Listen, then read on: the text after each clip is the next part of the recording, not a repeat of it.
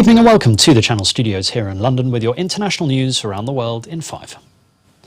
A sixth woman has accused New York's Governor Andrew Cuomo of sexual harassment and inappropriate behaviour. The aide has accused the governor of inappropriately touching her late last year in the executive mansion in Albany. The accusation comes as Mr. Cuomo, a third-term Democrat, faces calls for his resignation, including from the Democratic leader of the state Senate. I never touched anyone inappropriately. The governor has so far denied all the allegations and has said he would not immediately step down. The New York Attorney General is currently investigating his conduct. An official from deposed Myanmar leader Aung San Suu Kyi's National League for Democracy party has died in custody after he was arrested on Tuesday. He is the second party figure to die in detention in almost as many days. Meanwhile, security forces have been cracking down with increasing force on the daily nationwide protests. People can be seen jumping over barricades and scrambling to take shelter after shots were fired. Reports have also emerged that according to police rules, protesters should either be stopped by rubber bullets or shot below the knees. Security forces have been accused of killing more than 50 people in the protests so far. It's been reported that Meghan Markle, the Duchess of Sussex, formally complained after a presenter on ITV's Good Morning Britain claimed he didn't believe a word of her highly controversial interview. I'm sickened by what I've just had to watch. Ofcom is investigating comments made by Piers Morgan after receiving 41,000 complaints. The presenter has since quit the show after facing a huge backlash. Over 28 million people around the world have now watched the interview between Meghan and Harry and Oprah Winfrey.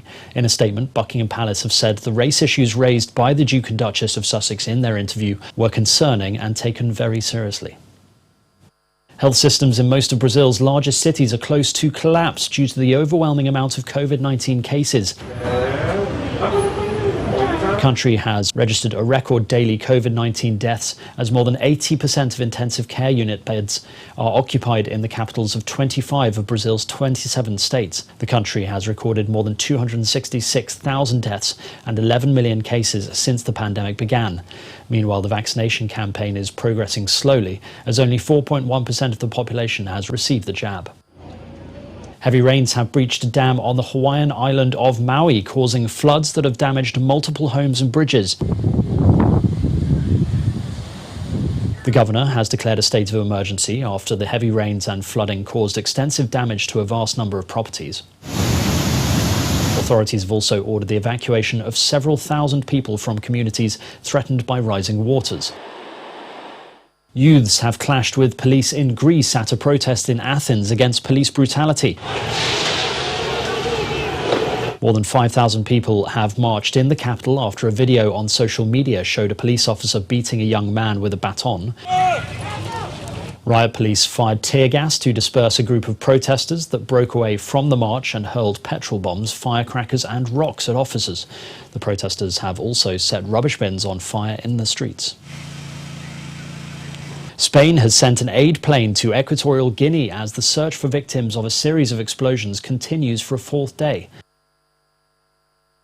The flight is carrying medicines and medical supplies as the Spanish government is responding to a call for international support from President Teodoro Obiang Nguema, who can be seen at the scene of a deadly blast at a military barracks in the city of Bata that left 98 people dead. Satellite images show the extent of damage as the explosions have destroyed almost all homes and buildings in Bata. Europe's tallest active volcano, Italy's Mount Etna, has lit up the night sky once again. The southeastern crater is at the epicenter of the activity that started on February the 16th and has caused activity for the volcano 11 times in the past 3 weeks. Images show explosions, large plumes of smoke and lava fountains several kilometers high. The last major eruption of Mount Etna was in 1992. And finally, climate activists from Greenpeace have landed a paraglider on top of the European Central Bank's press centre and hung a banner accusing the bank of funding polluters. The two activists can be seen landing at the ECB building in Frankfurt and unfolding a banner saying, "Stop funding climate killers."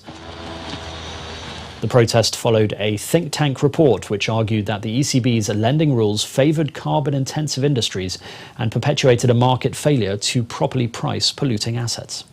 And that's your international news around the world in 5. Now back to the Channel studios in Lagos.